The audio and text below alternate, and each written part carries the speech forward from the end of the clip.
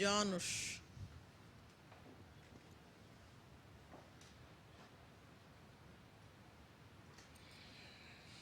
You write down there the first one, Africanus, Australopithecus africanus, because if I don't say this now, you will not write that in the exam. Australopithecus africanus, that's where you would mention it as tongue fossil.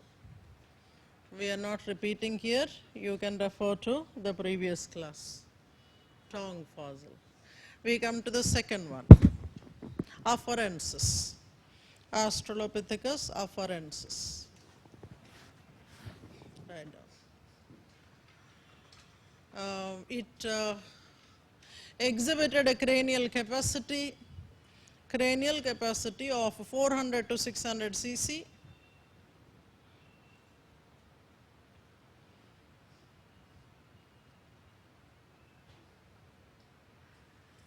It exhibited, keep writing in bullet points, it exhibited when compared to humans.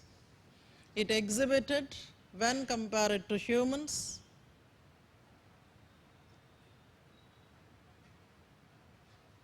a clear facial prognathism. Clear facial prognathism. Write in bullet points. Its forelimbs were less adapted to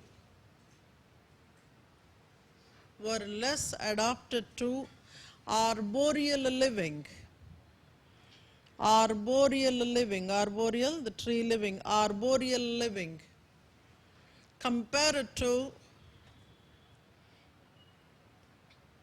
the great apes. The later, continue writing there, the later exhibit elongated digits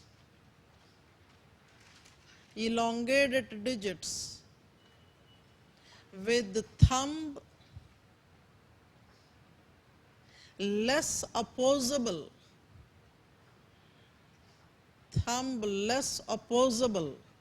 making it difficult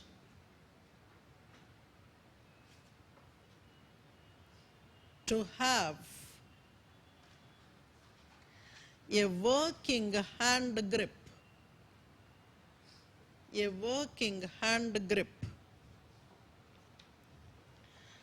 In the case of afarensis,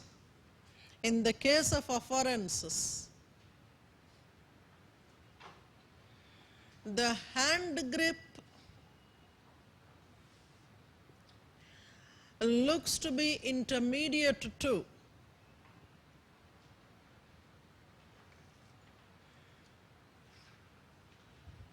that of great apes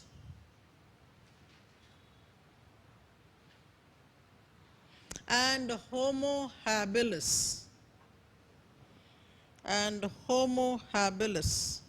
Right in the other bullet point.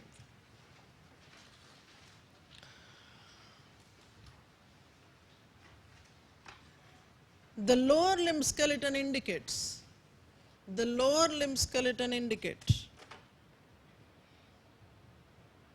longer toes compared to Homo,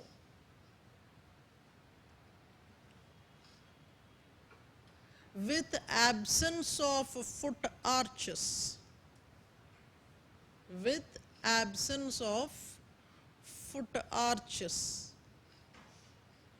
compared to the great apes,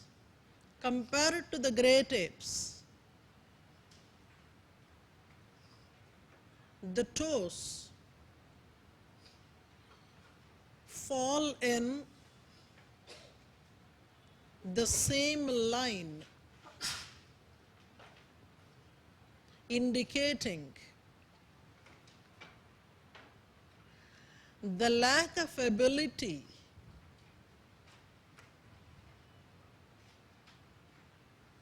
of lower limbs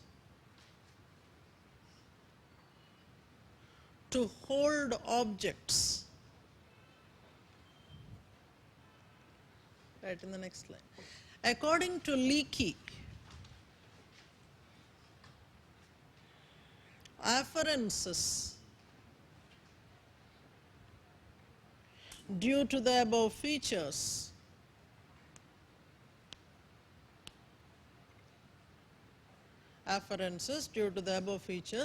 can truly be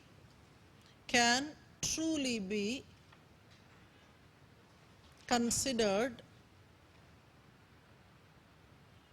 intermediate to the humans and astrolobe.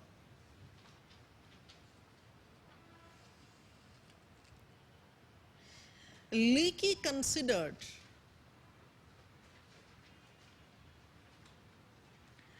that afferences had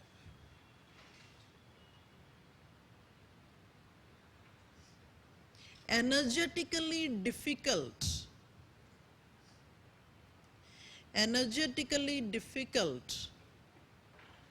bipedalism with bent posture at the knees.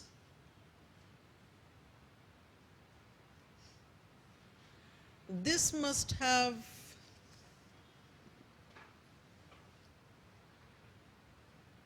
made it difficult for him to move swiftly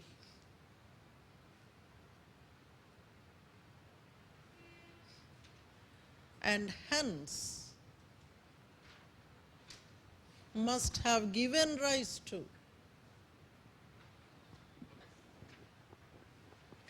several local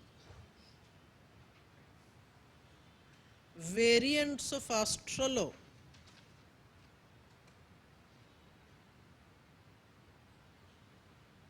resulting in large number of species.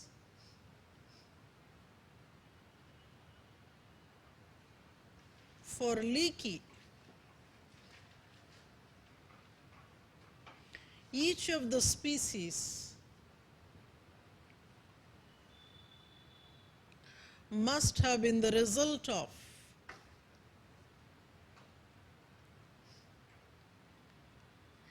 impact and adaptation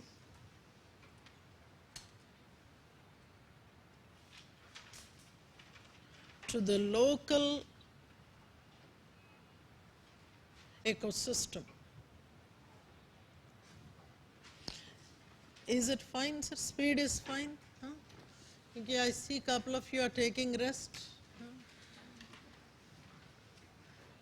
अभी यहाँ rest लोगे तो बाद में मुश्किल होगा. When you are in the class, don't take rest. ठीक है?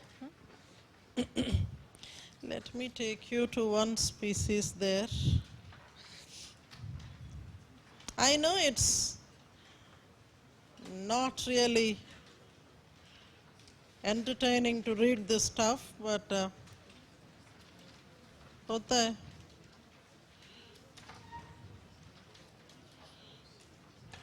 Let me take you there. I am exhibiting them so that you understand what was the kind of fossil evidence they have found. And from those kind of things that one cannot understand, they were trying to write a story from there. So we would write about this. Ardipithecus ramidus. That's the new name. Hai na? Ardipithecus ramidus is the new name.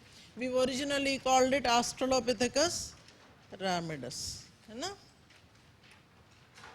Go back, see your Skupin's chart. Should keep on looking at it like how you look at your mate. Go back.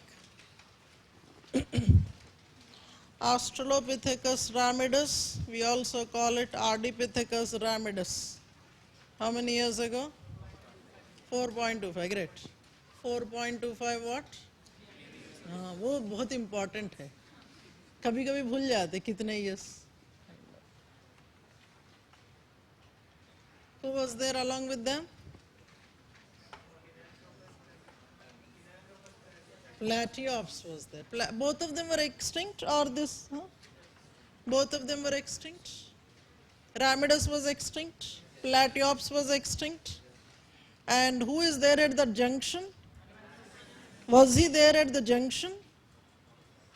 No. The junction has still to be found out. Who was there at the junction? Once you go back to see the picture, sir. I think the junction is still not filled. Anamensis was written a little later. So if at all you find out who was there at that particular Y section, maybe perhaps there is going to be an altogether different kind of a picture that would emerge. Okay? Right now. Ardipithecus ramidus or Australopithecus ramidus. It is one of the controversial species. It is one of the controversial species with the controversy primarily due to its location outside the human line of evolution.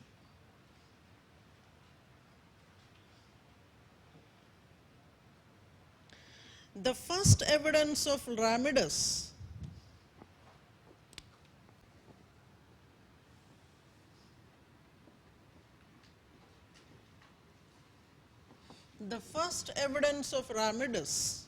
was unearthed by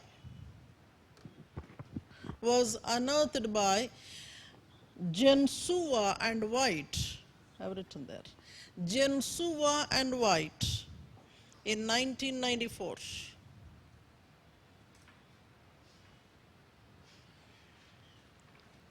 The fossil finds were dated back to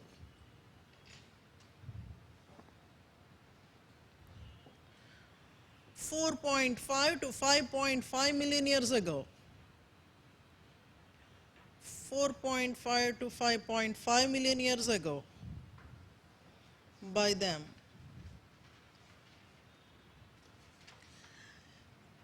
In the later times,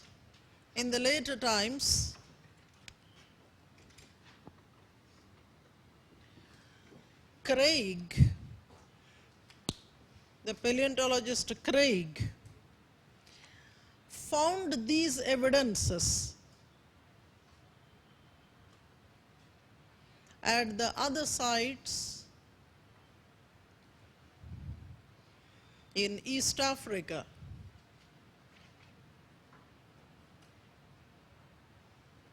He primarily focused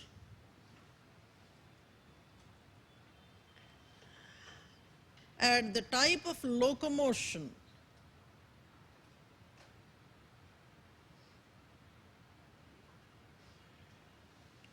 Ramidus followed.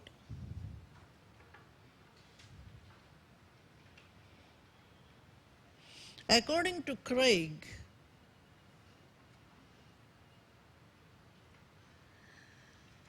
there can be no comparison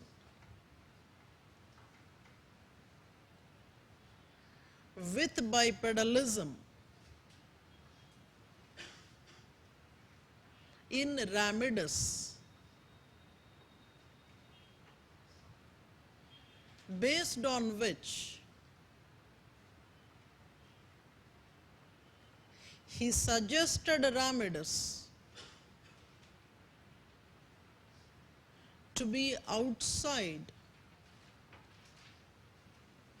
the Homo line. Continue writing that. At the initial finds,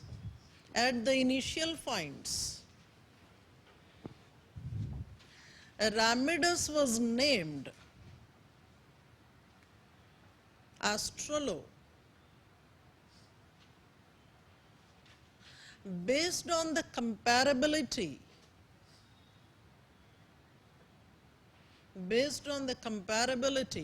of the facial features.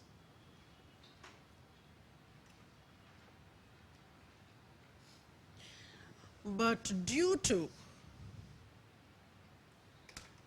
his argument related to bipedalism, it is now named a species within Ardipithecus.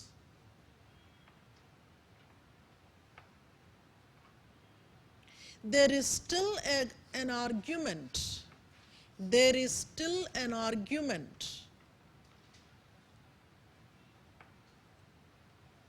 against keeping a ramidus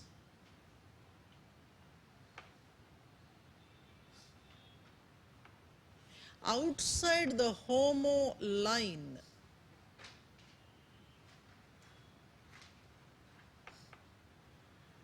Positively, one can also consider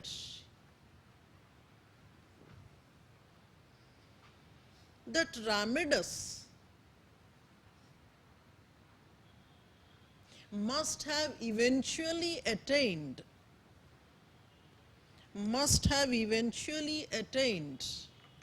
the capabilities towards bipedalism.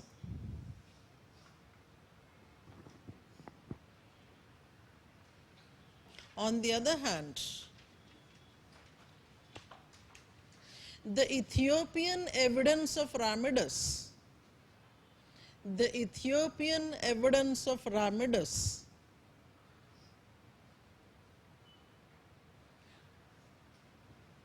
that consisted of mostly the upper limb bones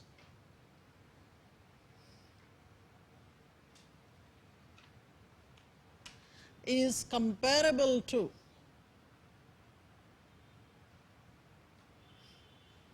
the chimpanzee features,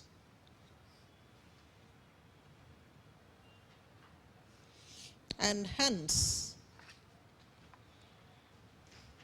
kept outside Homo line. Currently, it is believed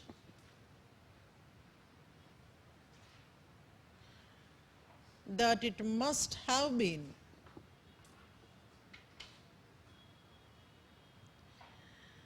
an arboreal individual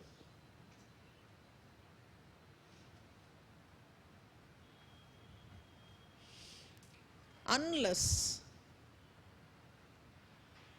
the feet evidences are found. It becomes difficult to conclude on the possibility of bipedalism,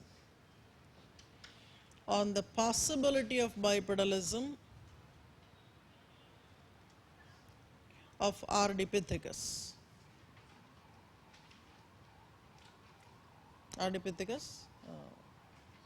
Ramidus. Ardipithecus ramidus. Come to the other one. We have Australopithecus anamensis. Those were the bones. I know, looking at those tooth, you think that maybe your own tooth are being exhibited there. I really feel so sorry for the dentists actually. The kind of problem they keep on. No, it's I think it's their ill fate.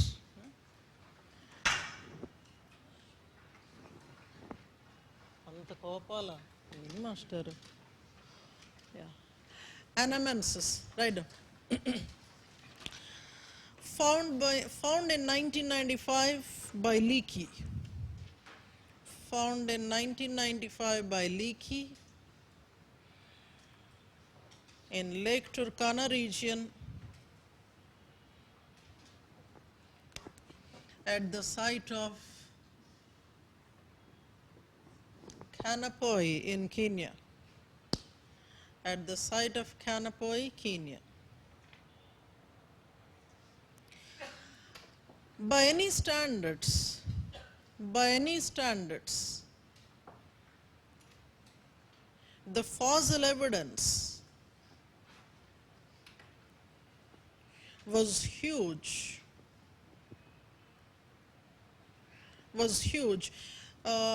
In the number of skeletal sources.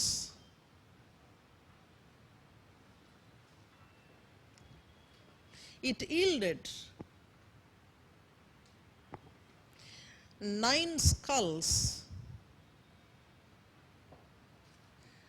ranging between 4.2 to 3.9 million years ago. The skull evidences were associated with long bones of lower limbs, bipedalism,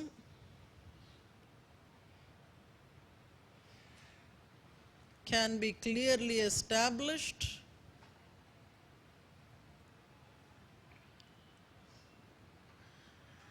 with feebly developed muscular attachments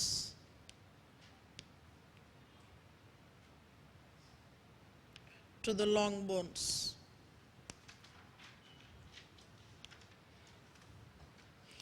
Evidence of long bones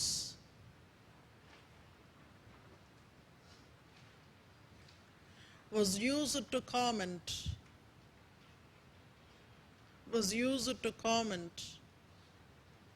on a movement towards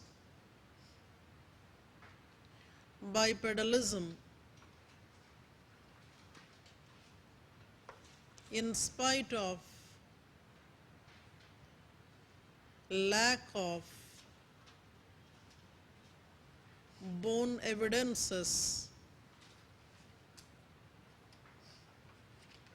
of the foot bones, of the foot, the toes and ankle.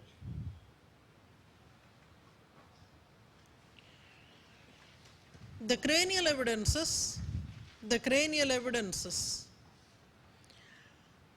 along with dentition indicated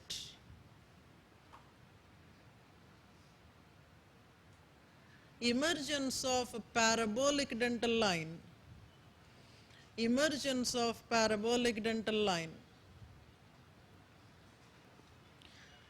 Within the evidences of the same site,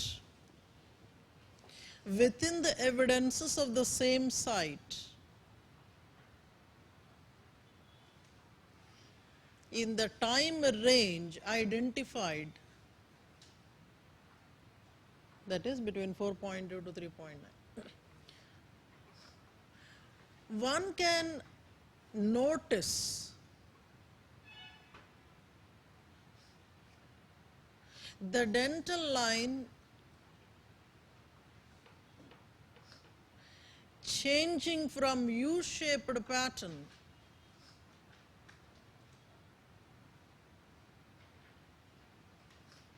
to parabolic dentition.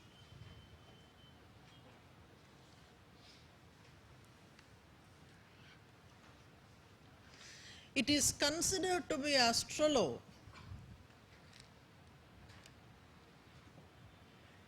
also because of disappearance of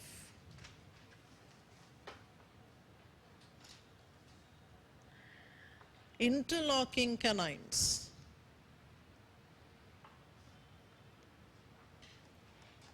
and hence anamensis with the evidence of timeline is considered to be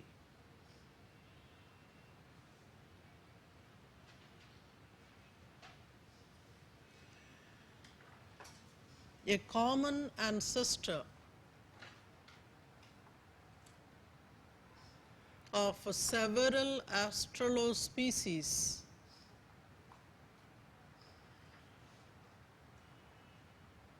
and genus Homo.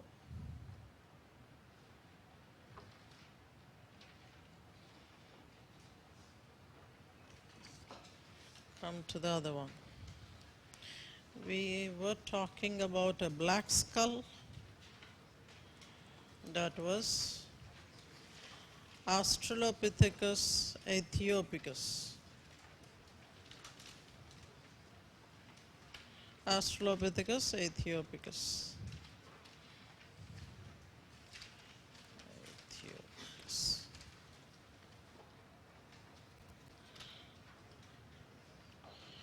It is here you must know the names of these people. The second line out there.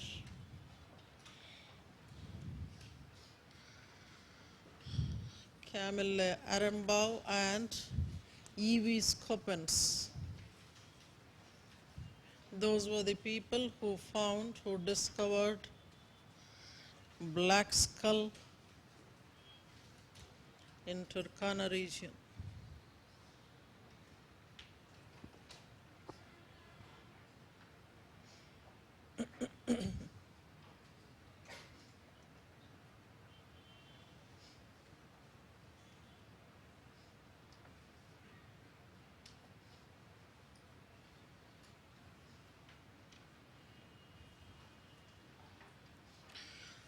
Found in the magnesium ore regions of East Africa. Magnesium ore regions of East Africa. The evidence which was a black skull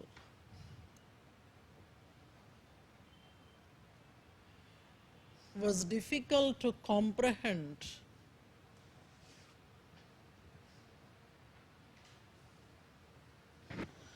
regarding the original color of the bone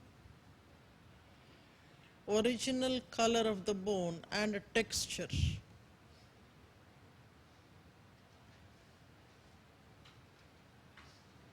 The fossil find included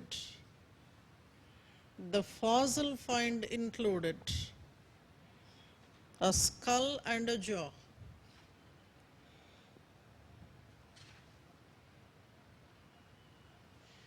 At the initial examination,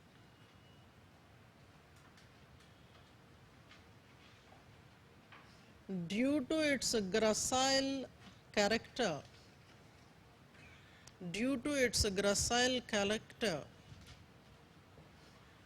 it looked similar to Africanus. The shape of the skull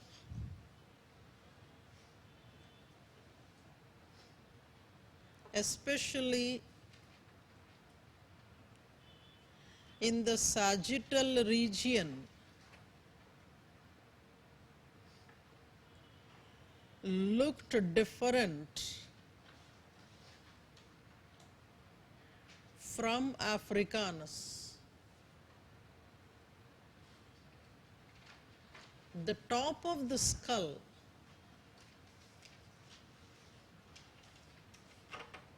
was comparable to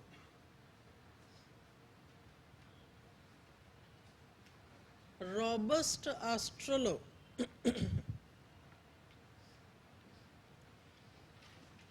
On the other hand,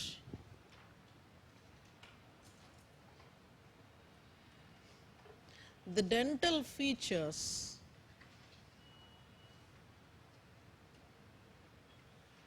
were more closer to Africanus.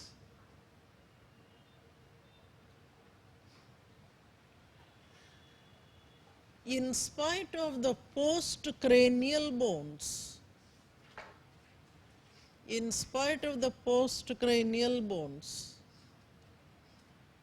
not being found,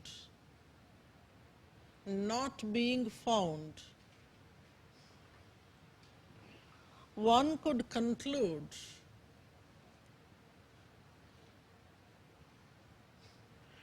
that Aethiopicus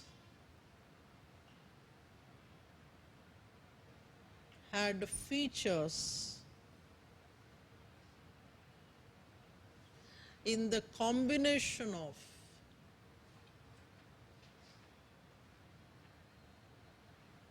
gracile and robust australo.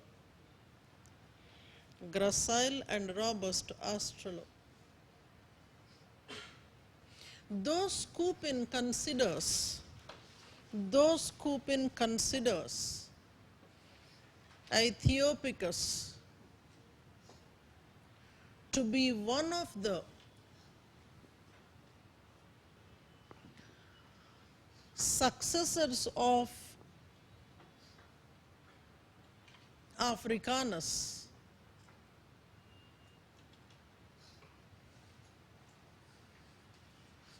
Further evidences are awaited to give more realistic position in the human evolutionary line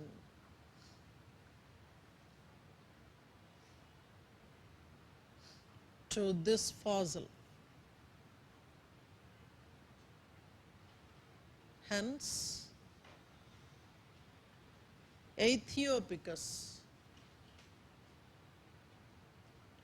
is an inconclusive australofossil.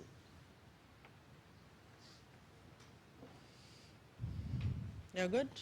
You're good? Last couple of things. Right aside head there. Robust australo.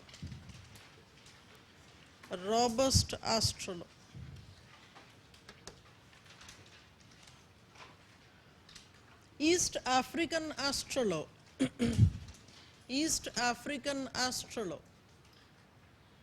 produced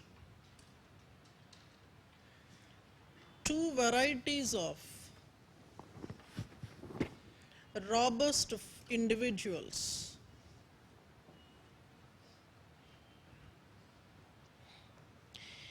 They were earlier called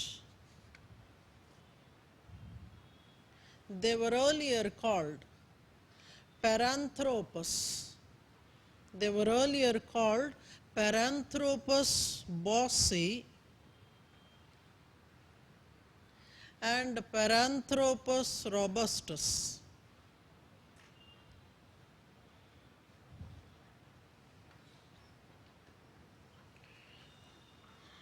Currently they are titled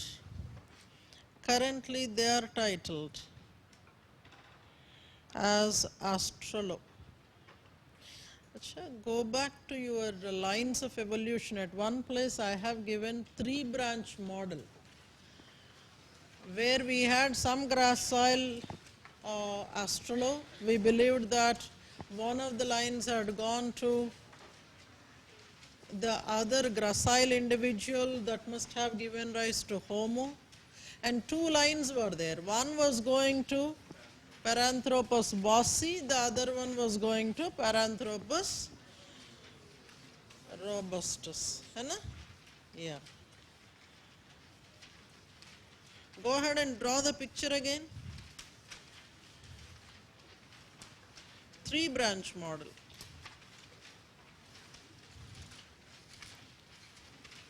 There are two 3-branch models we did. है ना? One of them was Alan Walker model. Alan Walker model. You draw the Alan Walker model. Alan Walker model. What he mentioned there was one of them was going to habilis. One was going to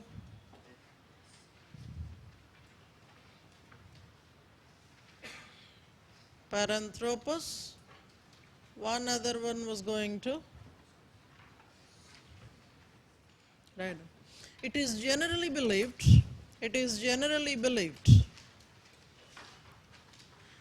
that both the robust Astrolo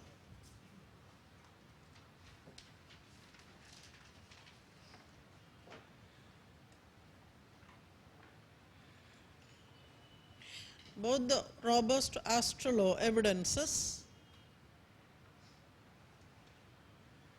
conclude contemporary existence.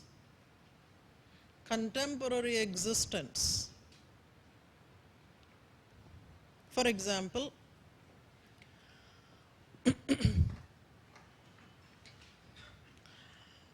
the South African site of Swartkrans,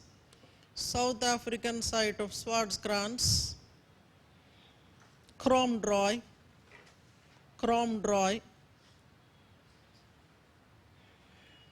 East African site of Omo,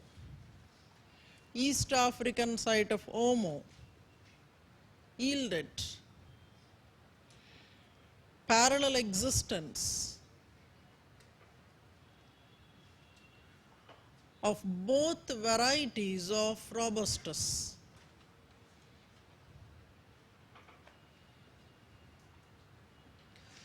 The South African robustus was studied by Leakeys,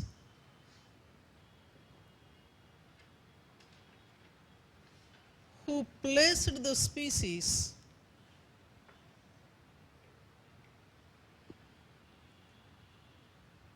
between 2 and 1.5 million years ago.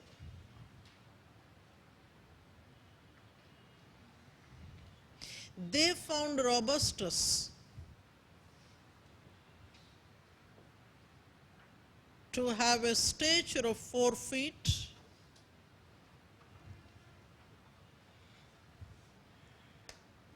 averaging to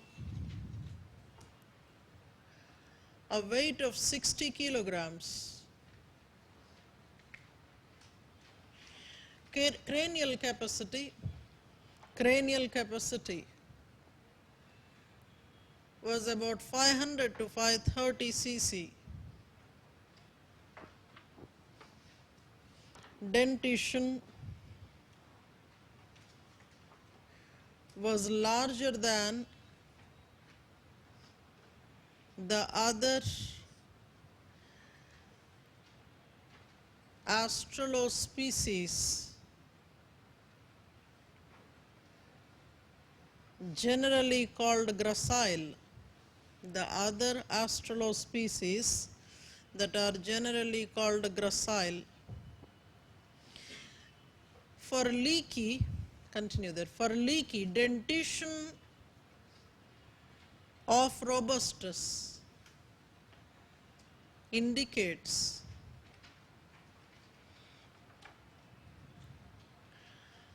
consumption of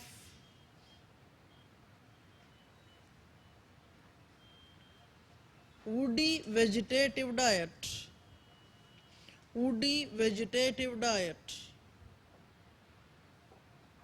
Keep writing in the next line, next points there.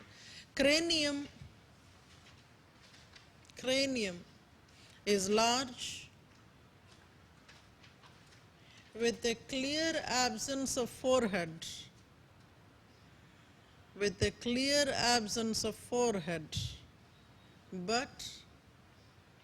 with the presence of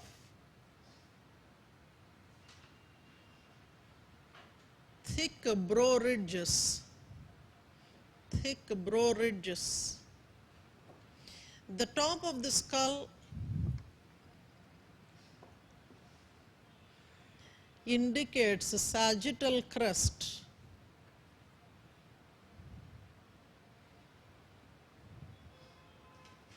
This character later was confirmed as a characteristic feature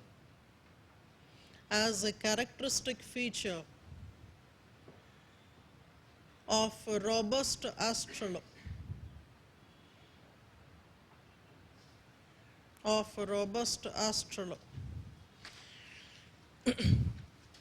Right in the next line. Australopithecus bossi,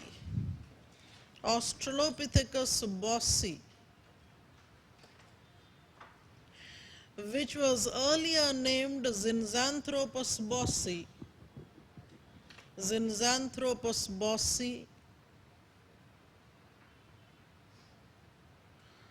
Paranthropus,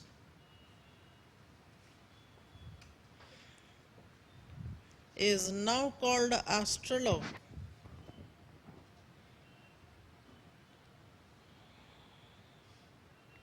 Its principal finds were from Eastern Africa, from the site of Pennine.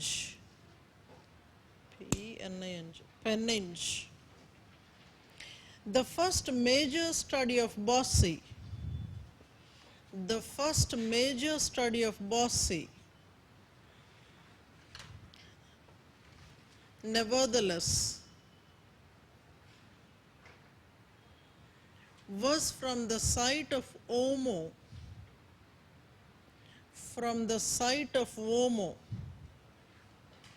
discovered and studied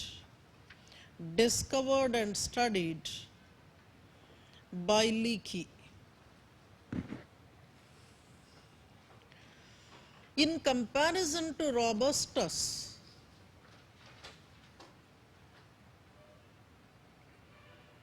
bossi exhibited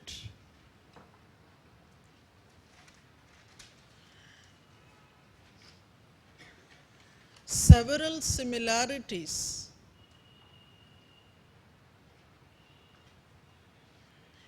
except in the case of dentition. Bossi exhibited bulkier teeth,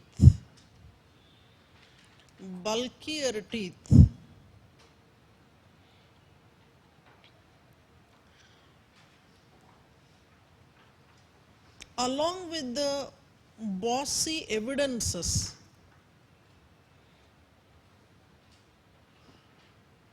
one could find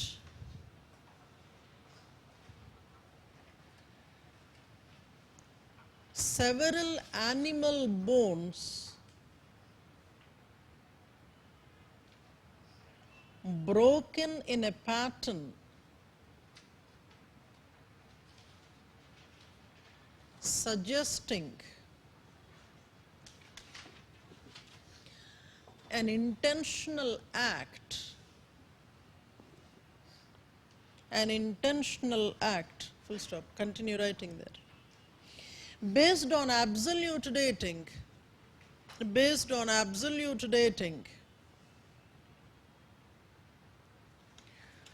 the broken animal bones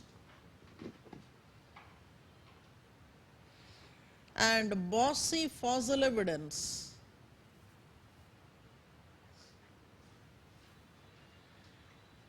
belong to the same timeline.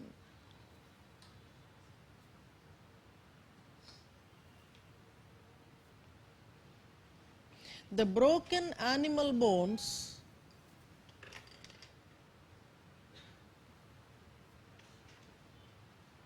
offer a controversy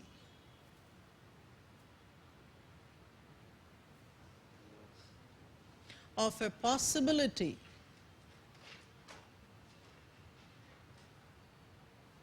of tool use, possibility of tool use. For Leakey, this might suggest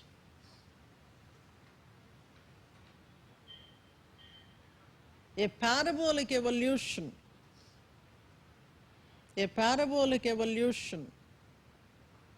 of tool culture. According to him, Astrollo must have broken the animal long bones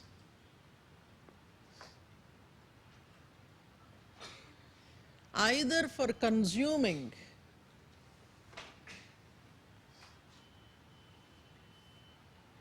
the bone marrow or for preparing a bone tool.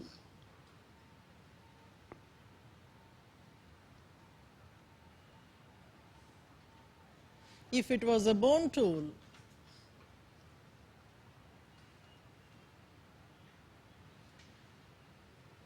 one can conclude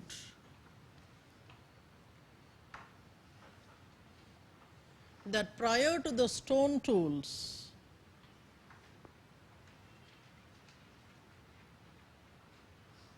the human ancestors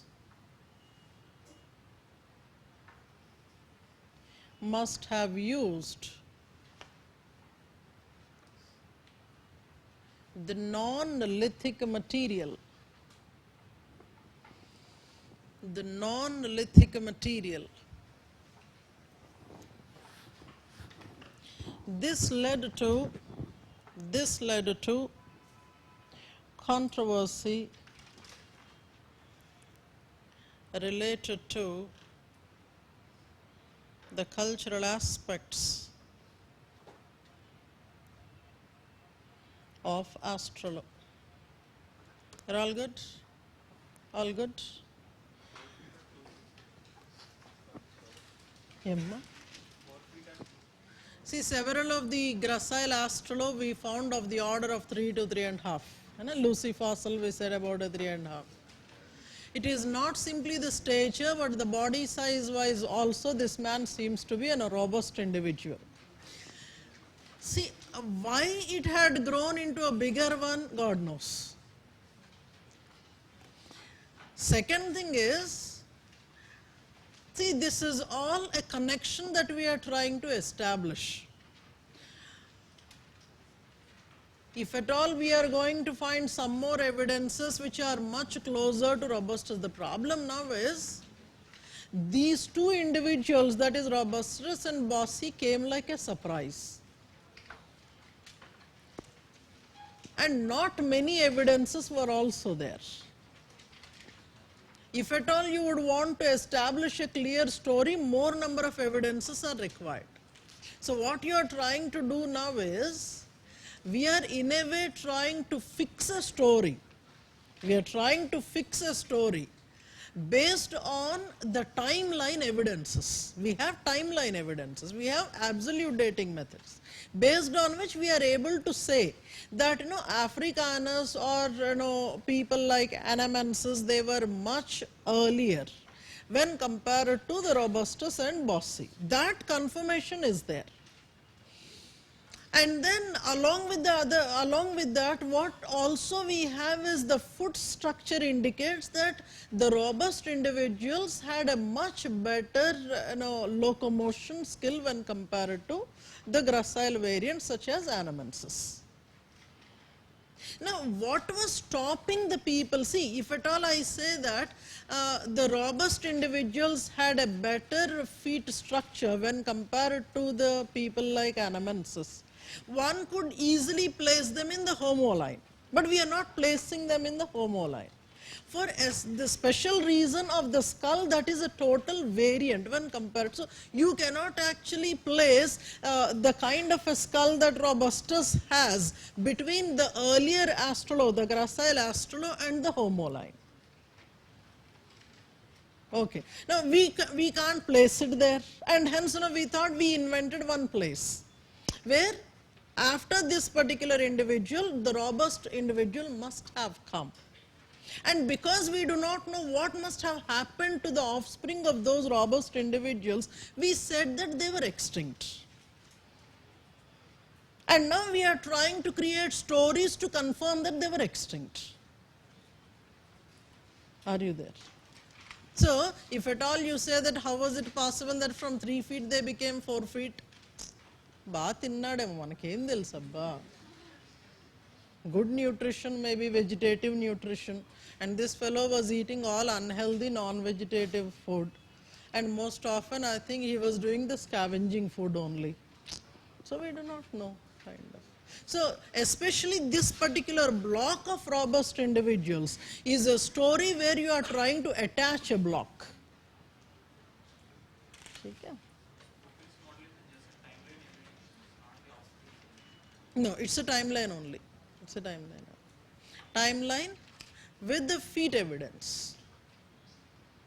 Because head is something different from the Homo. So, just imagine all of us with that. I really love that kind of a thing. All of us, chisel our heads and come with that kind of sagittal crest kind of. That is. Aethiopicus, robustus, if you go back to that picture, Skupin, and Bossi, they belong to the same timeline.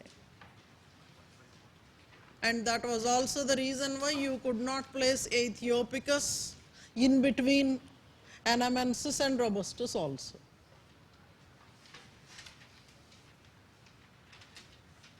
All these stories, challenge one premise that may be possible that some of the individuals from a species must have got evolved into the other. Few of them chose to remain as such. That criticism always remains. Okay.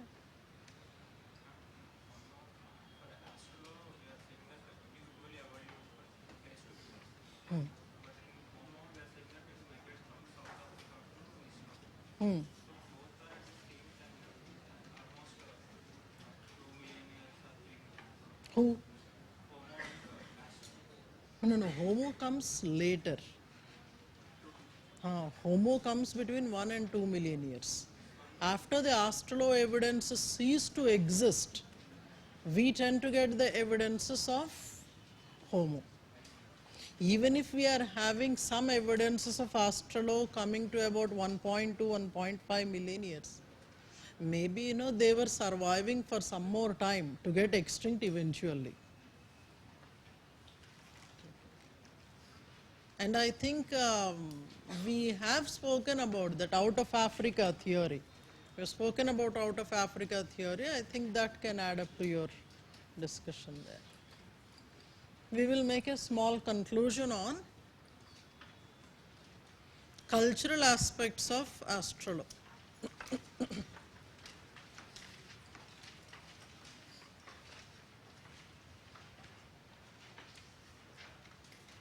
See, so far whatever discussions we made, we almost made a conclusion that culture was a special character of humans.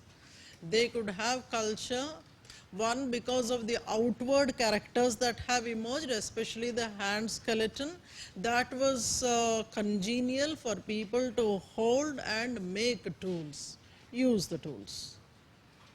This was a very clear indication that we were trying to make. The second one is the way the snout got disappeared and the way the brain started evolving, and the localization of the brain, which we are going to see a bit of discussion in today's class.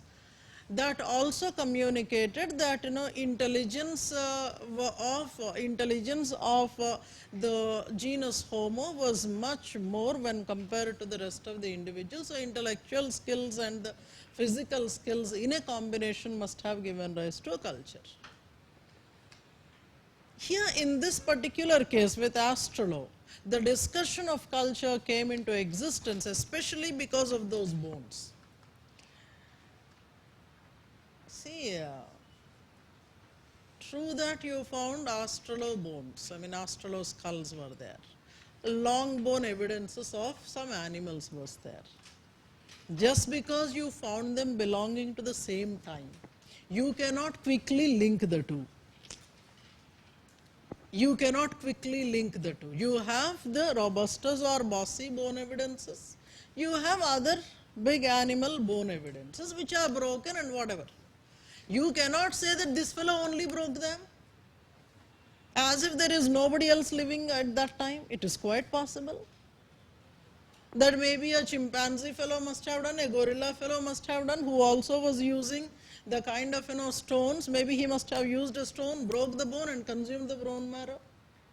Quite possible. The thing is that we are trying to narrate a story in a particular way.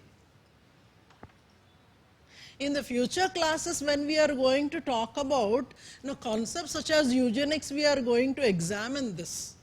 How the leftist communities have tried to mold the minds of the people. They started to create one kind of a feeling, one kind of a belief in the mind that this is what is true, this is what is the meaning of life, this is what is the meaning of being human. When the kind of internalization that is happening, unknowingly we start to believe in certain things. The arguments that we are going to see there in the eugenics related concepts is how, on what basis we are going to decide that what is life, who is life. Are you there?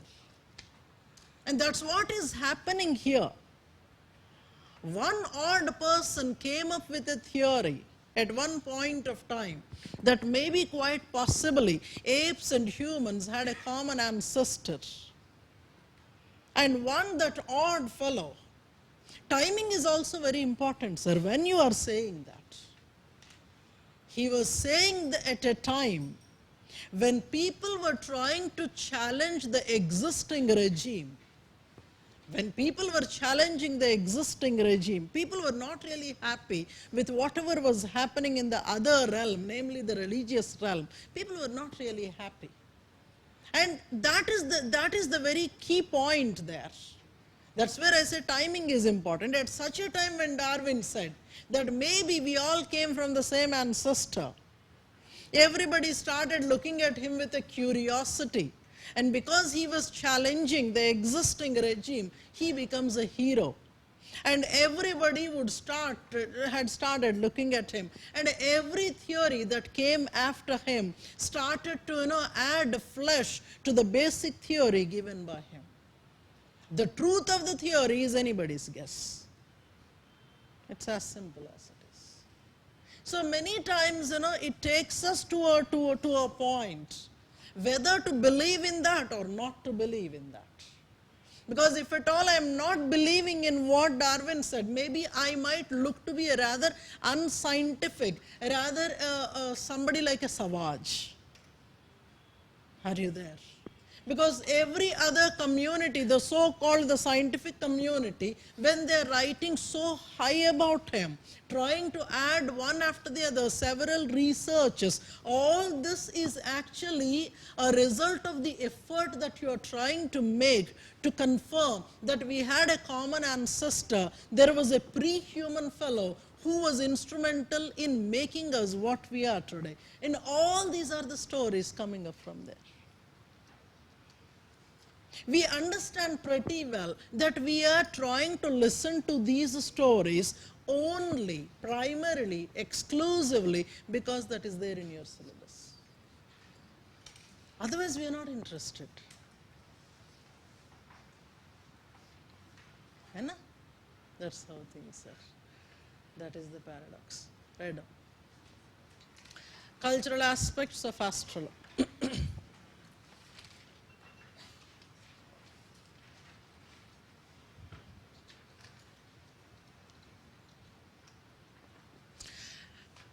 In the realm of biological evolution,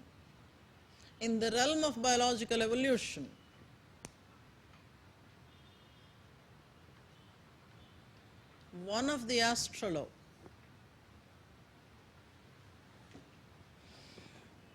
is considered to be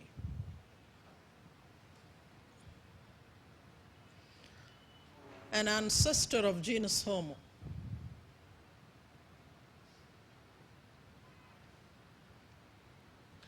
With regard to cultural aspects,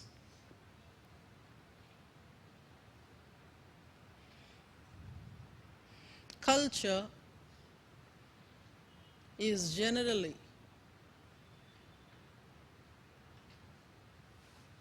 believed to be a human character.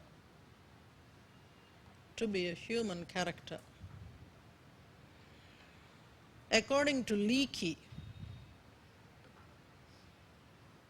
astrologue, which is an ancestor of Homo,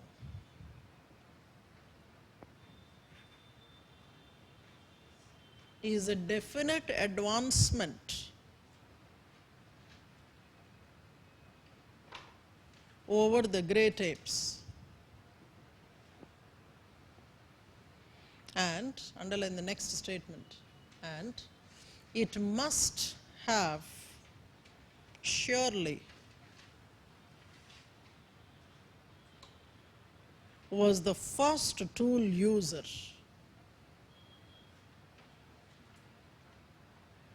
it must have surely was the first tool user. The material that he must have used was bones, and the tools were used for cutting and scraping.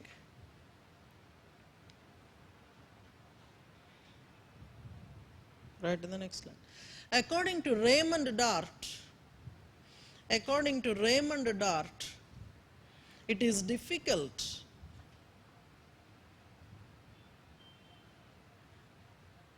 and near impossible to attribute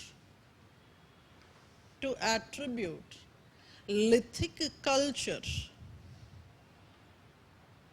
to astrology, because based on the strong evidences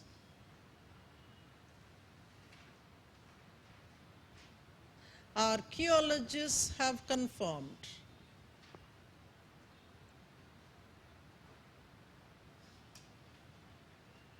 that lower Paleolithic, that is the beginning of age of Homo,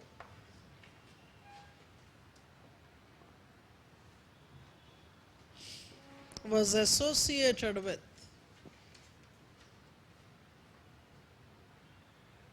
the stone tools. Early lower Paleolithic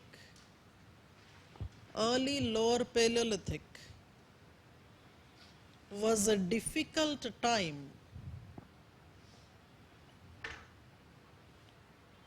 to conclude on the Clactonian nature, on the Clactonian nature of the stone tools.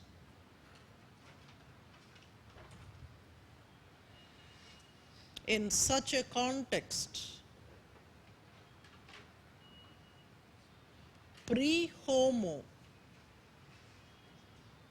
stone tool culture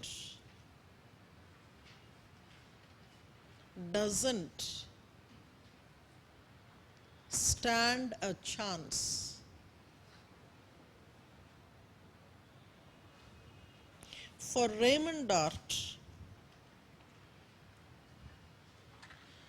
Astrollo must have used non-lithic material such as horn, bone, and teeth.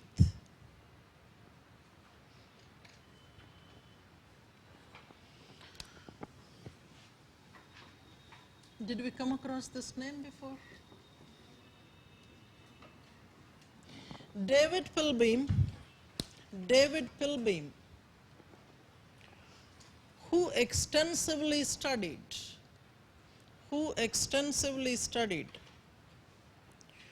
Homo erectus evidences,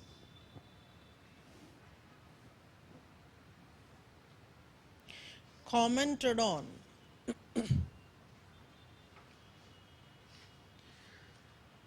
the emergence of language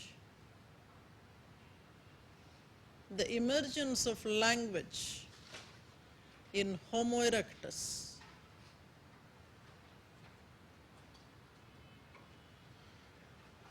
He presented arguments from social life.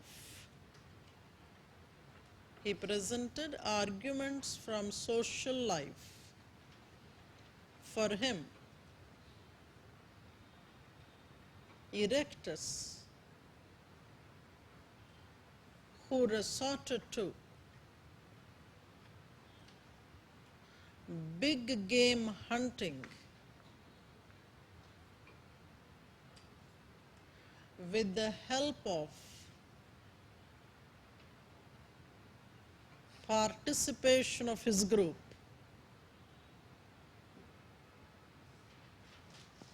surely needed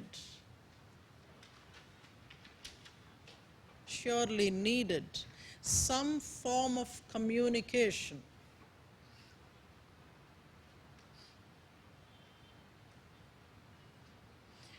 The facial features of erectus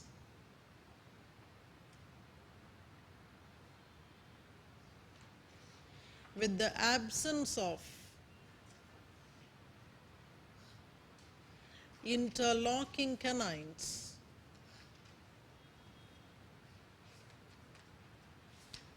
and a possible longer tongue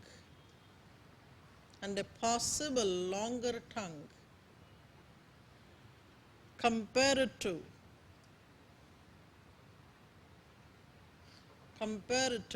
the great apes must have favored language.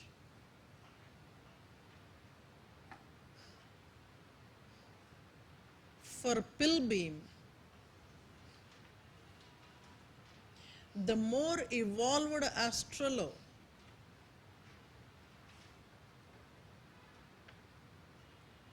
must have experienced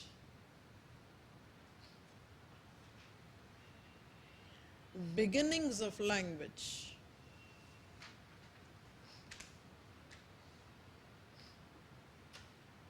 But all the vital aspects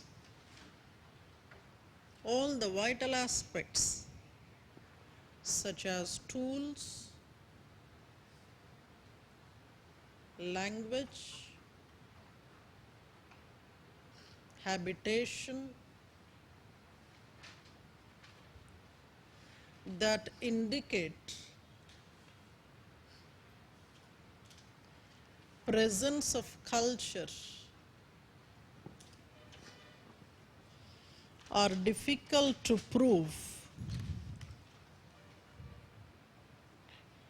in the context of astrology. Hence, the long bone evidences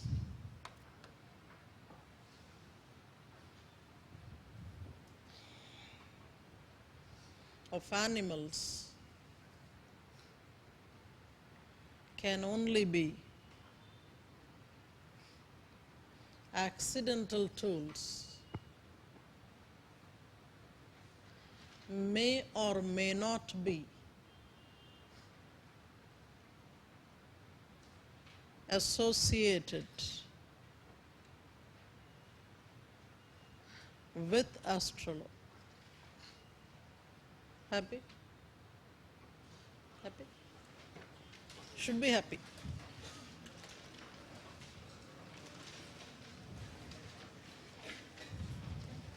You will relax a bit by watching this stuff.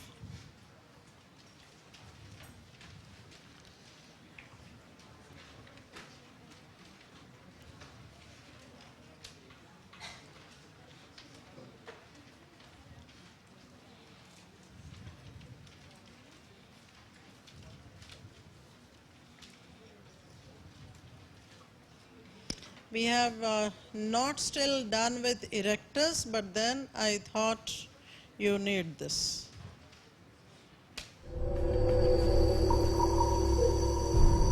Homo sapiens appeared about 200,000 years ago, and finally we made our first appearance on the family tree. Our brain had grown the largest of all surviving humans. It wasn't just acquiring a large brain which allowed us to survive. Another species had an equally large brain, the Neanderthals. They appeared about 300,000 years ago. Their brain size was exactly the same as ours. In body height, they were also about the same, but slightly more robust.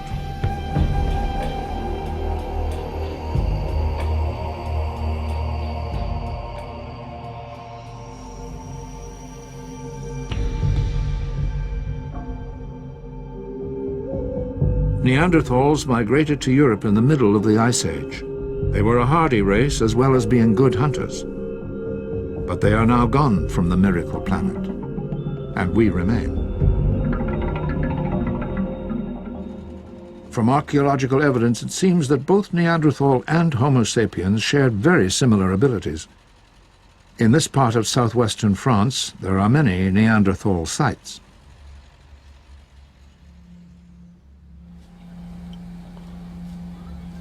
The Réjourdu prehistoric site was discovered by chance while the landowner was digging in his garden.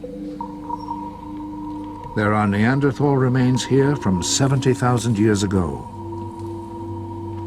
Dr. Jean-Michel Geneste has researched this site. He knows that the Neanderthals had the technical ability to make and use tools.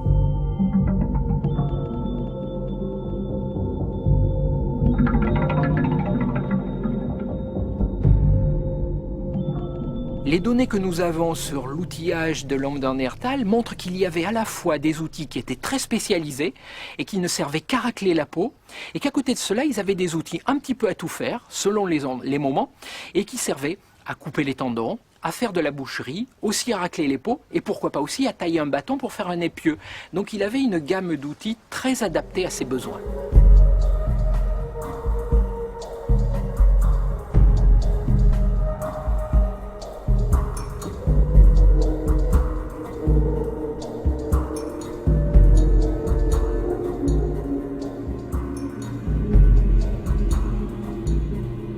They hunted the large bison that roamed Europe during the Ice Age. Their sites are found all across the continent.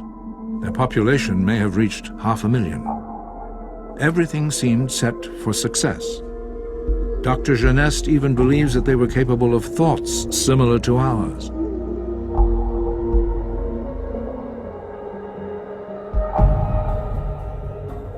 The skeleton of this Neanderthal is exactly as it was found. Perhaps evidence that they had thoughts of some afterlife and buried their dead.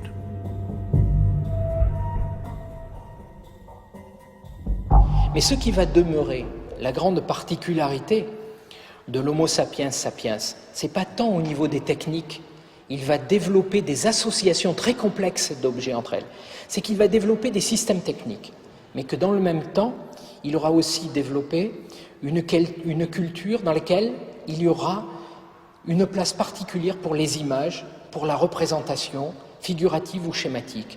Et cela, on ne le connaît pas chez l'homme de Néandertal. The two different species of humans seemed so similar, but what gave us the edge?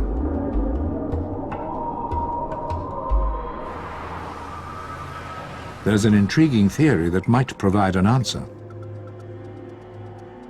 Dr. Jeffrey Laitman of New York's Mount Sinai School of Medicine compared the two skulls and then noticed a minor difference in the shape.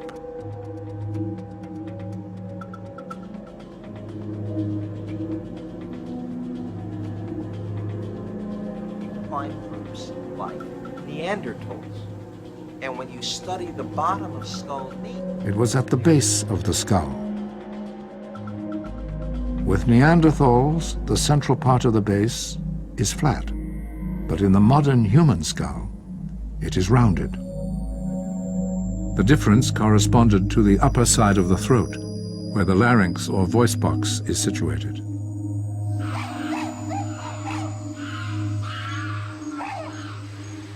As well as studying human skulls, he also studied living apes. They too had flat central bases in their skulls, just like the Neanderthal.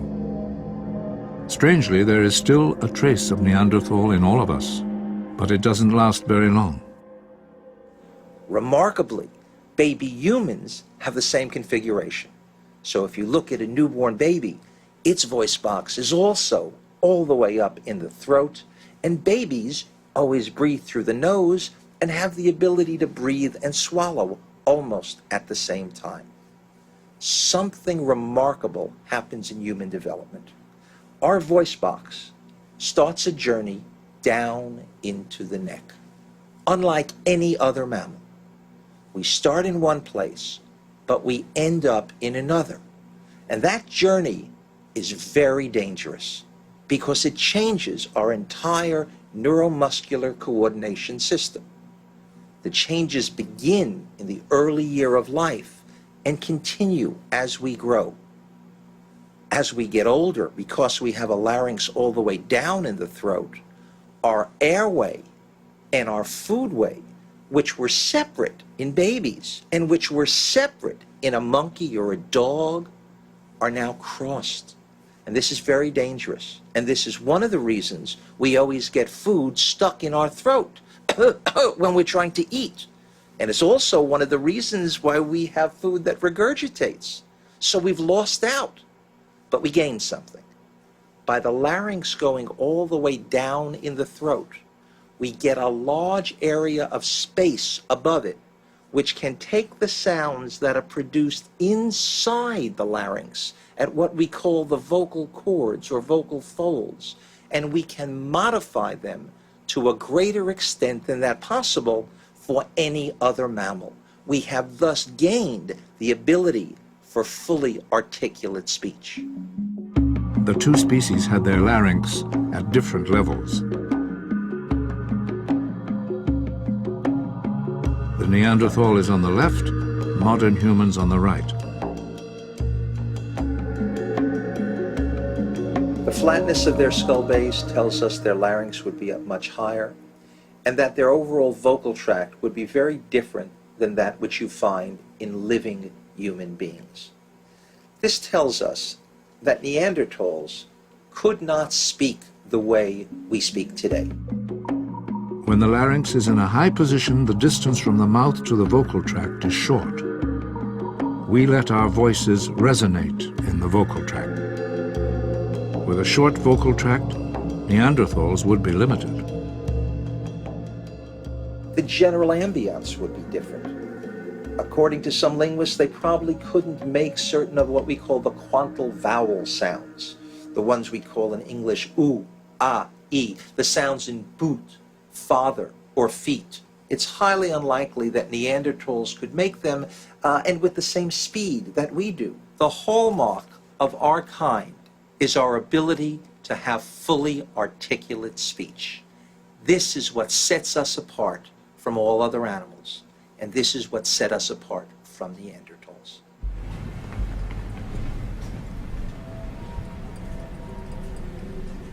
Modern science now has the technology to investigate down to the molecular level. Doctors Simon Fisher and Cecilia Lai of the Wellcome Trust Centre in England have identified a gene that is involved with speech. It's called FOXP2 and is attached to the human chromosome number 7. They think this gene evolved more recently than 200,000 years, which would suggest that FOXP2 appeared after we had evolved. It might have improved brain functions that are used for language skills, but we don't know as yet.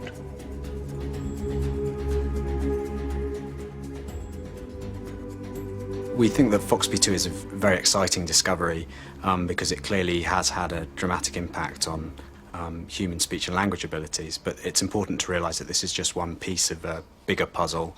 But the great thing is that we now have a tool we can use FOXP2 to find other elements of the pathway and of the puzzle. 40,000 years ago, Europe was experiencing the last peak of an ice age. In the north, the glaciers expanded and covered that part of the continent. In those conditions, perhaps it was language skills which gave us the edge over the Neanderthals.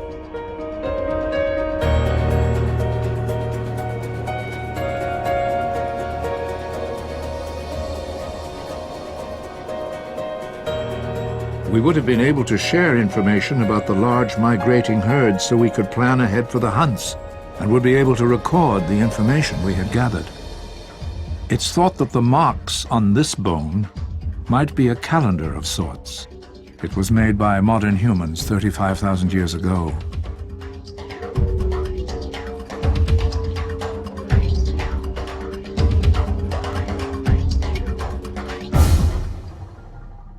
We had started on a path that no other species had followed. These paintings on the walls of a cave in France show our ability to picture the world around us.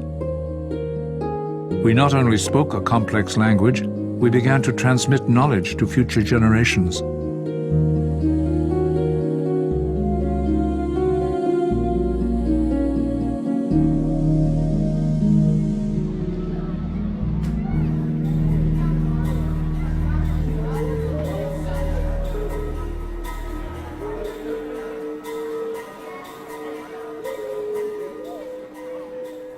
The essential difference between the Neanderthals and the Cro-Magnons appears to have been one of symbolic ability. The Neanderthals left behind themselves a very rich record of their material lives, but that record doesn't really contain much, if anything at all, that suggests a symbolic kind of existence. Whereas the lives of the Cro-Magnons were literally drenched in symbol. The Cro-Magnons were us. They had all of those characteristics that we prize in ourselves today. They had painting. They painted fantastic art on the walls of caves. They did sculpture. They did engraving. They had music. They had musical instruments. They had notation. They had symbolic behaviors of all of the kinds that we associate with ourselves today. Indeed, we have come a long way from those fires our distant ancestors lit in the African night.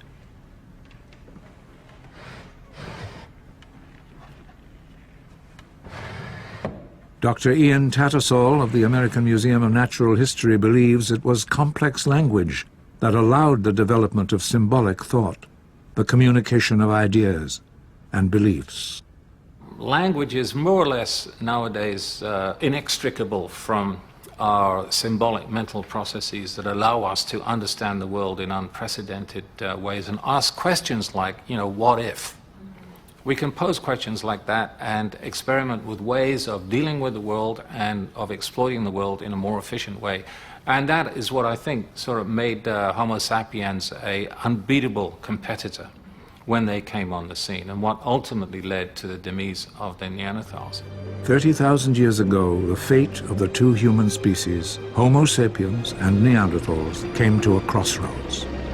Complex verbal communication allowed Homo sapiens to share thoughts and ideas, to cooperate in the search for food and the struggle for existence. It was a struggle that the Neanderthals would lose, and there would be only one species left on the miracle planet. In a rural area in southwestern France lies one of the last Neanderthal sites. Immediately above the Neanderthal remains are those of Homo sapiens. Perhaps Neanderthals were driven away from their former habitat by the more capable modern humans. Or perhaps the Neanderthals quietly left on their own. Whatever, 30,000 years ago, they died out. We became the last survivors. For the past 4 billion years, the pace seems to have picked up. Perhaps our mastery of language is taking us toward a new and faster process of evolution. I think it is a fascinating point that language is a kind of second genetics. Genetics itself lasted for the first 4 billion years of life's history, and then quite suddenly, Darwinian evolution, genetic evolution, gave rise to creatures with big brains, which developed a second kind of genetics, which is language and the transmission of linguistic information down through generations. That gave rise to a second kind of evolution, which is called cultural evolution, which looks like genetic evolution in a superficial sense, but it's enormously faster. And our lives have become faster. We live in an age when technology moves at a pace that perhaps we cannot stop. Our ability to communicate has at times transcended the message we are trying to send.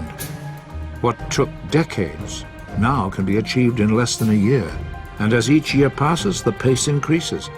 As a species, we now can influence the climate, just as microbes did in the early history of the Earth.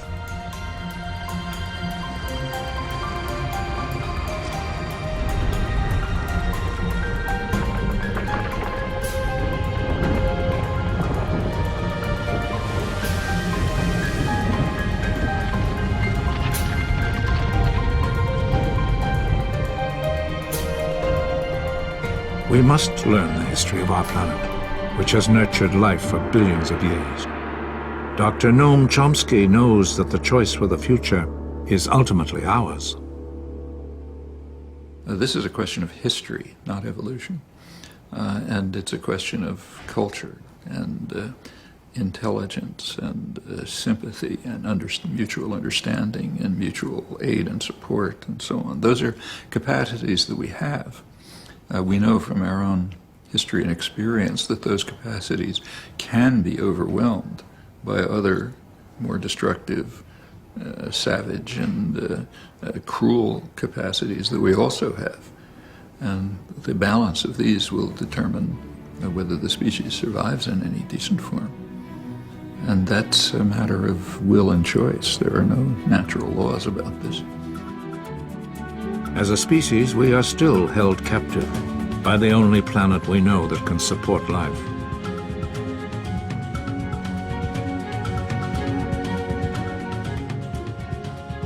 Science shows us that life was nurtured in the oceans of this planet soon after its birth, and that it matured through long ages of change.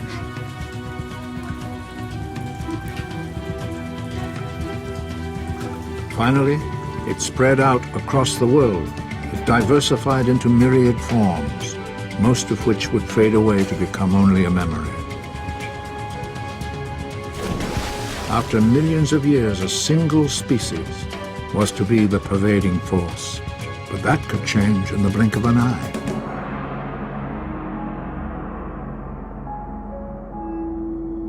If we have learnt anything at all from our history, it must be that in the end, life prevails and ultimately will be the victor on the miracle planet. I wanted you to know about the argument related to language I think there cannot be better explanation than that.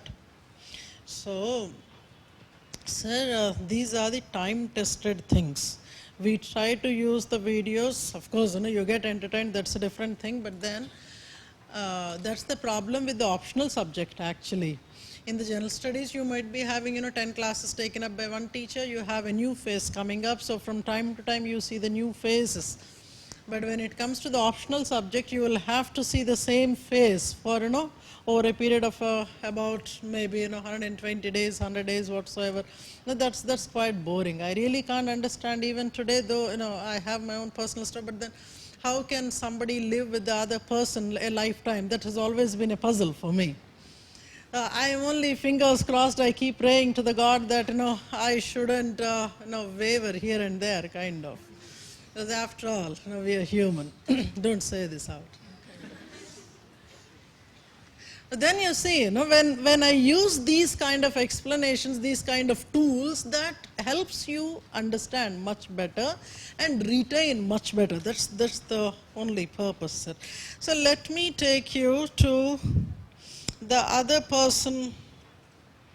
So we have actually approached being human. We have come to what we call Homo sapiens. I remember we have seen that. We have seen him, Homo erectus. And we also have by now noted some of the features that are special in him. By calling him Homo erectus, we have recognized that this was the first individual who stood erect, similar to the humans. We also have confirmed that he had the same kind of postcranial features, more or less, not in toto, but then to establish a fact that he was able to walk around, run around, and do kinds of things. And a video that I have shared with you that had spoken about different varieties of Homo erectus that were living across the globe. That forms a major part of your answer, actually. And because of the kind of hand skeleton, we also confirmed that Homo erectus had the possibility of generating culture. But of course, his language was always a puzzle, and that gentleman had tried to explain to us that language is one of the very special character of humans, and hence we could actually create culture through the voice as well. Suppose even if somebody like Neanderthal was creating culture, somebody like Erectus was creating culture, he was not able to communicate to the rest of the people across the generations how and what to do. But in the case of the humans, that possibility was there. Now, coming to this individual, that was Erectus, just have a look at that. Erectus comes up with a new kind of a confusion. When people didn't try to see the multiple variants of Erectus, people were very happy. Okay, this was surely our ancestor.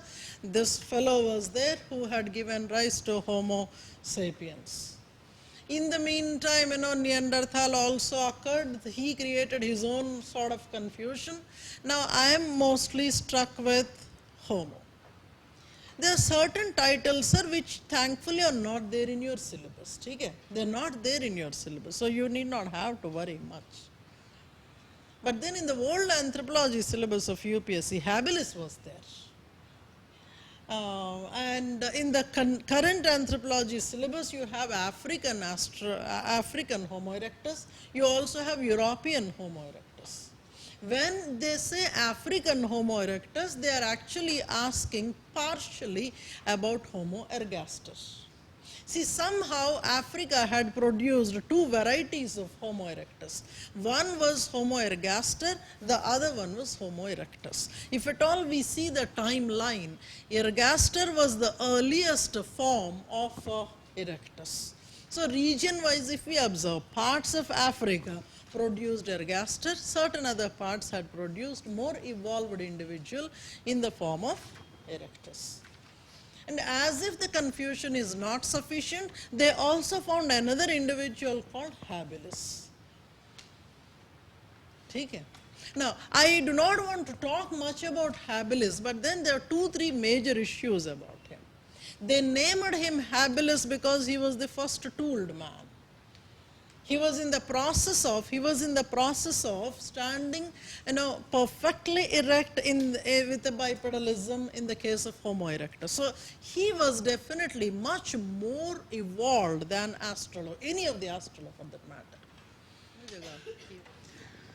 Here, habilis is considered to be the first individual who must have held tools. They are not saying he had made tools. He had held tools, he must have used tools because his hand skeleton was possible. His hand skeleton was giving that possibility of using the tools. There are 2 arguments related to habilis. Some people say that he is a more evolved Australo, most evolved Australo. Hence, he has to be actually called Australopithecus habilis. But then we are calling him habilis because he is able to do this. The thumb is available, he is able to hold things and kind of. On the other hand, there are some people who say that he must have been the earliest form of erectus. He must have been the earliest form of erectus. Now the competition is between ergaster and habilis. Are you there? The competition is between ergaster and habilis. Sir, this is something that largely is still an inconclusive thing. But still I have to tell you, and hence I am saying. I repeat what I said. So many names are there in that picture. One we are interested in is habilis. When habilis evidences were found, on the basis of time of evidence, even before ergaster evidences came, habilis evidences came. So they have unearthed habilis earlier to the unearthing of ergaster. So what some people believed was that habilis was more evolved Australo. And because he is able to walk much better than Australo, he is able to use his hands much better than Australo, people started to call him Homo. Take it. The protagonist of Australo said that you are reducing one species from our list. At least to that extent, Australo is getting a respite. On the other hand, there is a second group of people who believe that Homo habilis is a rudimentary form of erectus. He is still in the making of erectus, and he was trying to use the tools and walk around.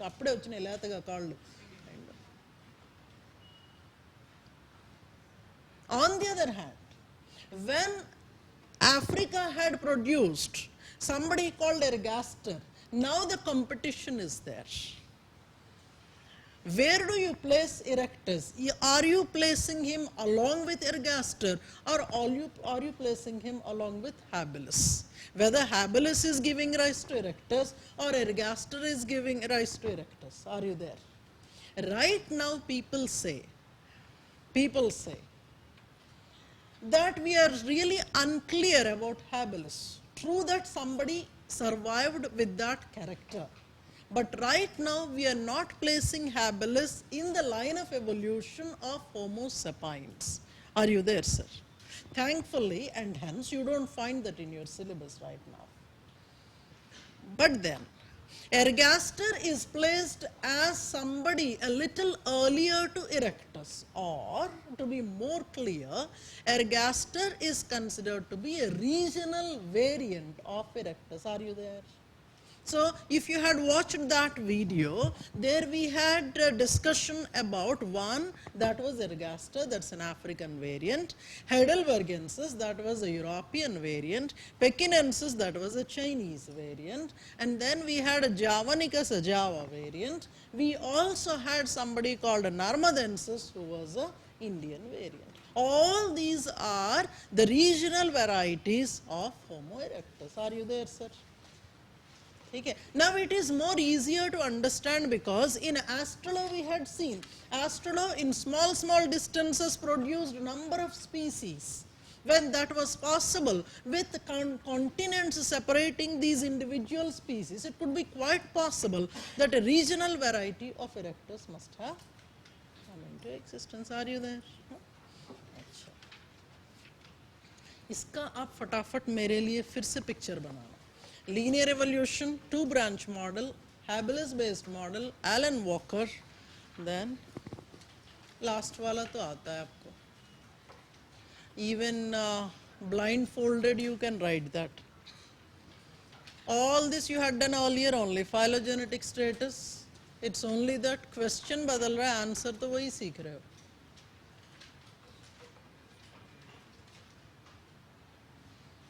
I am not asking you to write the list and look at me. ठीक है?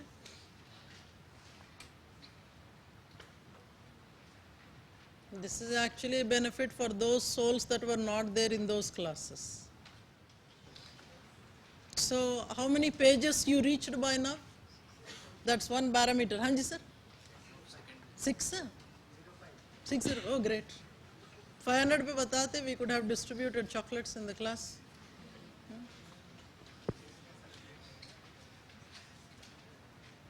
So, अब जो regularly आता है उसको पता है, जो उसका पेज नंबर भी लिखा हो उसको पता है कि कितने पेज लिखे हैं. अब when the rest of the people are there on and off, if you are there in the class not knowing what you are writing, why you are writing in the first place, where are you writing, that's a secondary thing. पता चल रहा है कि history notebook में आंथ्रो लिख रहे हो, कई सालों बाद पता चला कि हाँ ये कुछ गड़बड़ हो गया.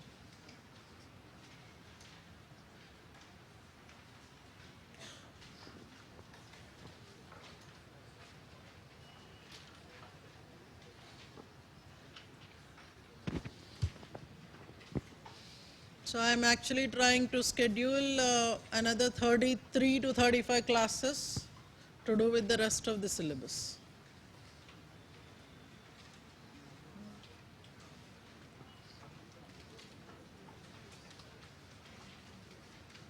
So all your major things are done. Applied physical will be one bigger thing. 10, 11 and 12, those are the applied physical anthropology. That's another big block. So the next things that we are going to pick up will be those. Once we do this, we will be picking up 10, 11 and 12.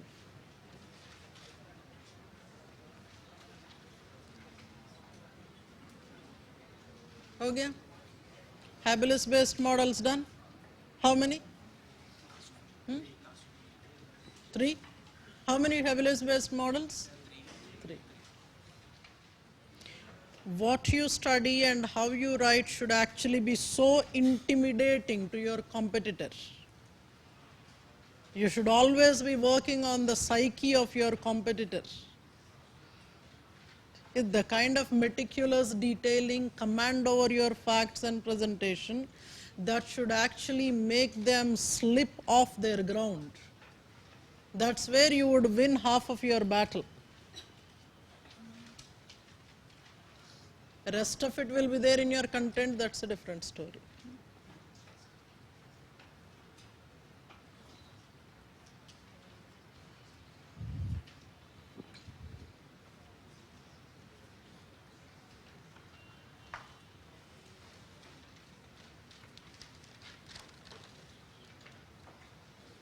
Achha, in the meantime, before I actually go to deal with your chapter 12, the topics such as eugenics, I want you to browse about this young man called Bob Shapiro. Heard of him?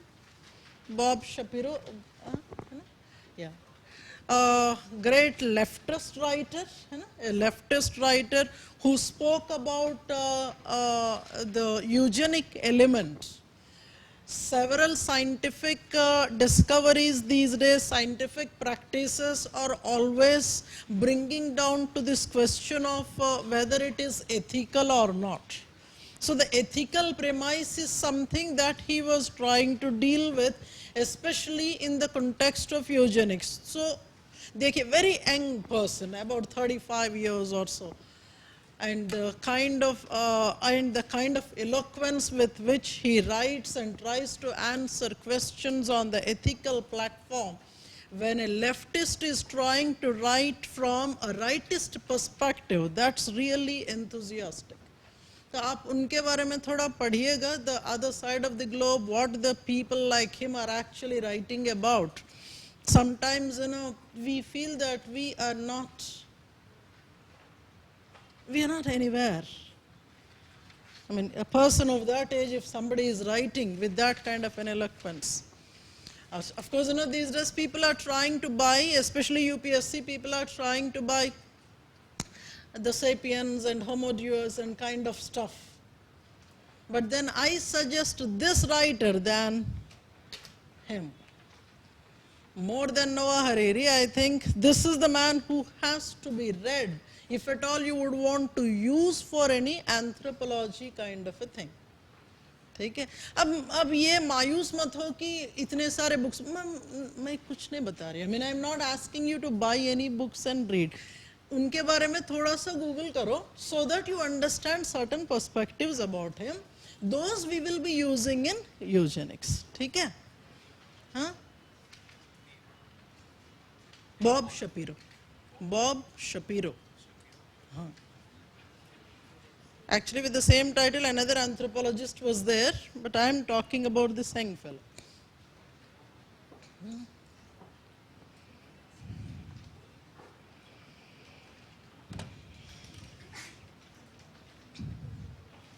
Generally, what happens is, if any leaders are there, especially religious leaders are there, any named writers, philosophers are there, they should actually try to talk to the young people in the universities.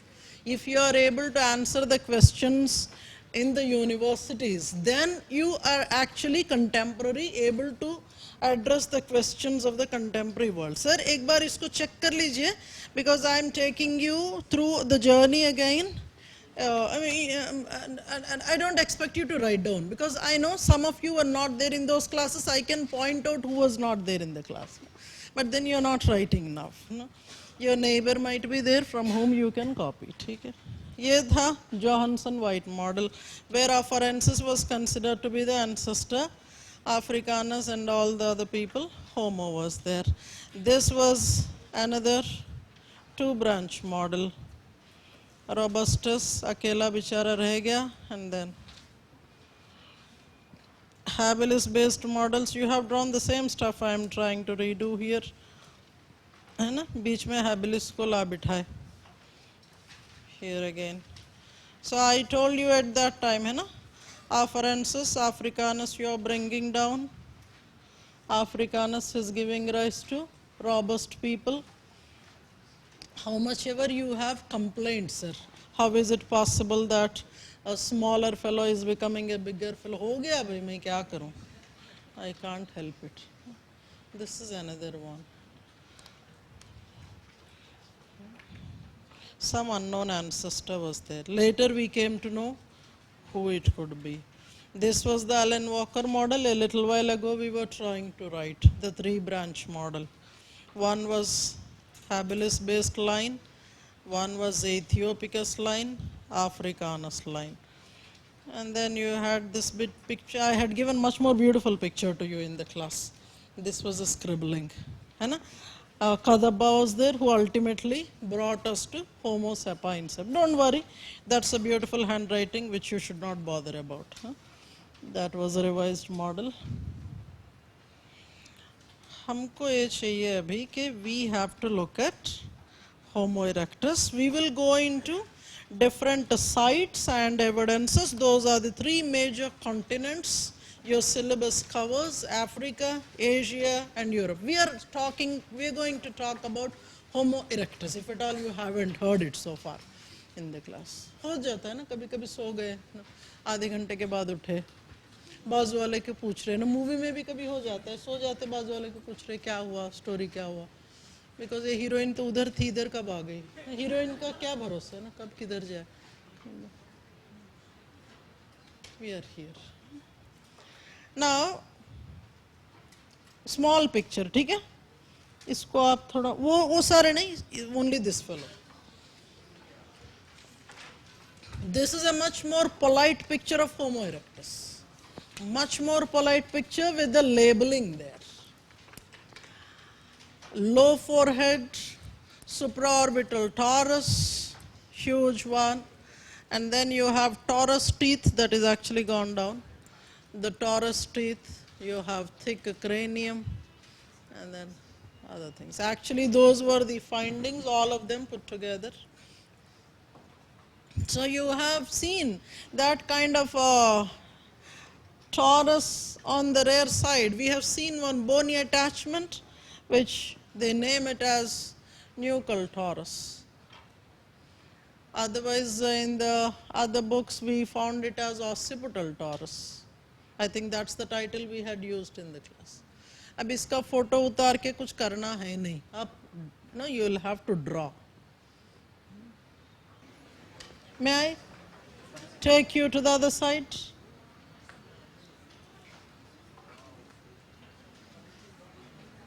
How many skulls you have drawn so far? You have done with Astrolo. Within Astrolo, I think 2 minimum varieties. One was a gracile one was a robust one. And then maybe perhaps you must have drawn Homo sapiens many times by now. This fellow you have, earlier also you have drawn him, now too.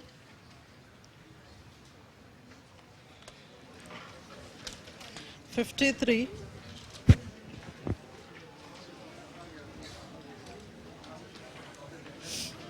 (1.6) chapter 1.6 in paper 1.